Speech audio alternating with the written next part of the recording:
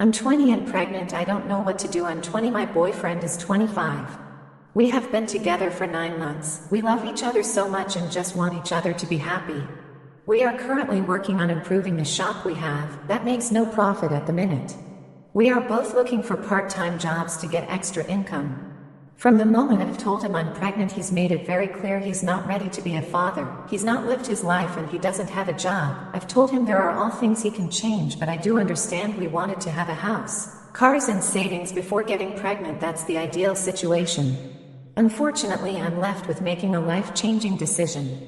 I know I will be the best mom, but I don't know how being a single mom will be. I'm strong and I know I can do it. I just don't want him to hate me, but I also know I'll probably hate him if he makes me go through with an abortion. He's made it perfectly clear he'll be angry with me if I decide to keep the baby, but he said he won't break up with me and will be there for our child, but it might not work out if I do keep the baby. Our lives will change having a child or not, but we will still be able to go on holidays and do loads of exciting things. Please help with your advice. Thank you. Ada for refusing to bring my daughter to her grandparents' house on Thanksgiving. My sister-in-law, SIL, has a chihuahua that is basically her child. He has growled at my daughter basically since birth, with myself saying he hates babies but is good with toddlers. My daughter was immobile, so it was easy enough to keep them separate for a while. So now my child is a toddler, 16 months, and last time we were all over together was one of the scariest moments of my life. The dog lunged at her face, growling and snapping. Luckily my daughter wasn't harmed, but that was the last straw for my husband and I. We let them all know that was the last time she will be around that dog and they need to be separated from now on. My Sil wasn't in the room when it happened but apologized and agreed and said she would get her dog training. Fast forward a few months to today, we will all be getting together for Thanksgiving and my Sil travels out of town and has to bring her dogs. We texted saying FYI, the dog needs to be in another room away from our daughter while we are there. She didn't answer. We call my mother-in-law, MIL, who is extremely defensive, saying the dog does not need to be secluded in another room if someone is holding him. To us, that is not good enough assurance. What if the dog jumps down, someone sits with him and our daughter walks up to them, etc. We talked to my father-in-law and he was wishy-washy with trying to smooth things over but also not confirm the dog would be in another room. We are letting them know this is non-negotiable and we will not be coming to Thanksgiving if the dog is not secluded in another room. Holding him while she is running around is not good enough. They are making us feel guilty and unreasonable, and guaranteeing that he can't harm her while someone holds him, but the last time he lunged he was inches away from biting her face. Depressed people should be allowed to kill themselves. This world is a sick, cold, and cruel place. I genuinely do not understand why a larger amount of people do not kill themselves. I cannot, for the life of me, understand why anyone would want to die of natural causes. We should live for physical pleasure and nothing more. Some of us experience literally zero physical pleasure from living whatsoever, so those people should absolutely be given the option to skip to the end of the book. Depression is completely untreatable. I really don't care what arguments people have against that, because those people have clearly never been actually depressed. Real depression simply is. There is no way to escape or get around it, except death, of course. They can pump you full of all the bullshit meds and talk therapy in the world. If it worked for you, you were never actually depressed, just sad or approaching life from the wrong perspective. But true depression is just an immutable state of being that cannot be described to those who haven't experienced it, and I wholeheartedly feel that those who have are the ones who kill themselves. I would love to debate this with someone in the comments or in DMs, as I am 100% confident that my perspective is correct and that I must kill myself as soon as I can do so in a manner which guarantees that I will die and not be forced to live by low IQ idiots who could never begin to understand what I am experiencing. I'm afraid my little brother is becoming a horrible person. So, I'm a 20-year-old girl and I have an older brother who is 23 and a little brother who's 15. Lately my younger brother has been acting different. He always liked to disagree with people just for fun, but now he's being genuinely mean, and at this point I don't know if he's just in his edgy phase or if he's turning into a horrible person.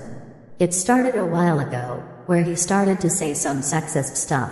At first me and my older brother were just like, hey, you really shouldn't say that, that's not nice, but he kept saying some stuff that left us quite worried.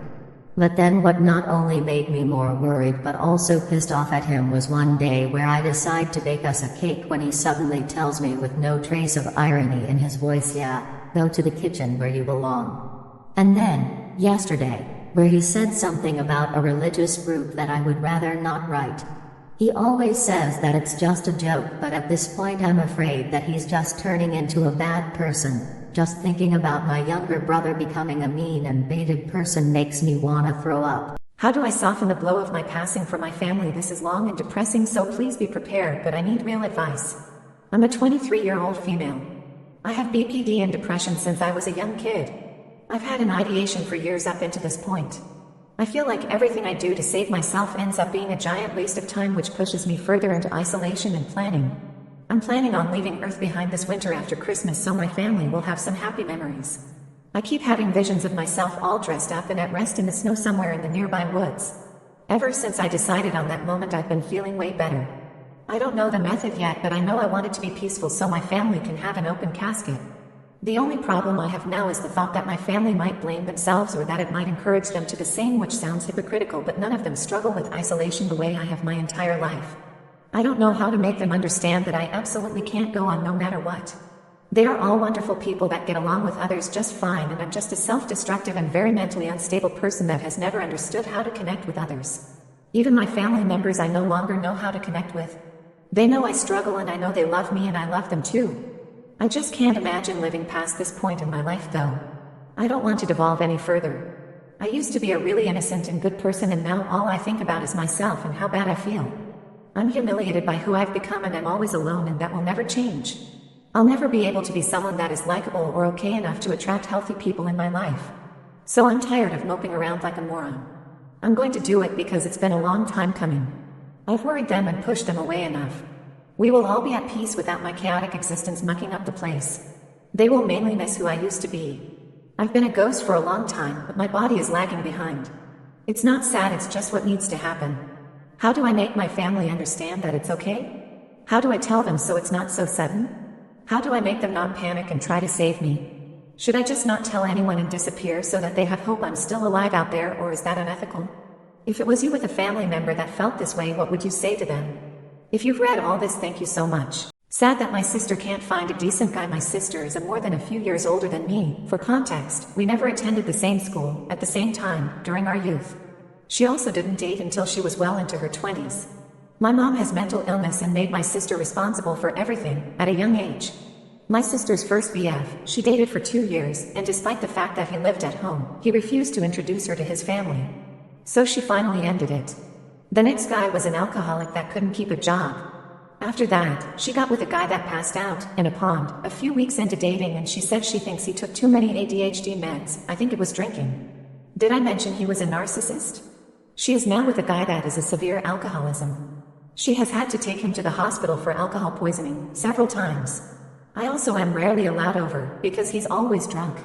At my niece's birthday, he was spiking his drinks with shooters. It's bad. My sister also moved in with him early in the relationship. It just saddens me that she can't find a decent guy. She is a good person, but my mom forcing her to caretake others has led her into these toxic relationships. My current boyfriend isn't perfect, but he is a walk in the park compared to my sister's selections, and he is very, very good to me. I've tried asking my sister how long she is going to put up with this guy. She states he is trying to quit drinking, but I've expressed that he clearly needs inpatient help. My sister makes many excuses for his issues. I know I can't force or make her decide how to handle her life, but she was dealt a crappy hand and just continues to open the door to the most toxic guys. I just want to see her meet someone that has their crap together and cares. If you drink energy drinks, you should probably stop. Okay, so in my younger years, a few years back, I actually did drink Monster Energy before stopping after the video I watched where the research suggests that these drinks can cause sticky blood to form inside the body. Not to mention that the 3 slashes on the Monster Energy can is the mark of the beast in Hebrew, which translates to 666. Anyway, I stopped drinking it and I'm very thankful. Each time I drank it I had acid reflux or simply heartburn. This was a bad habit which I had, and I didn't even care, to be honest. I thought it would just pass and everything would be fine.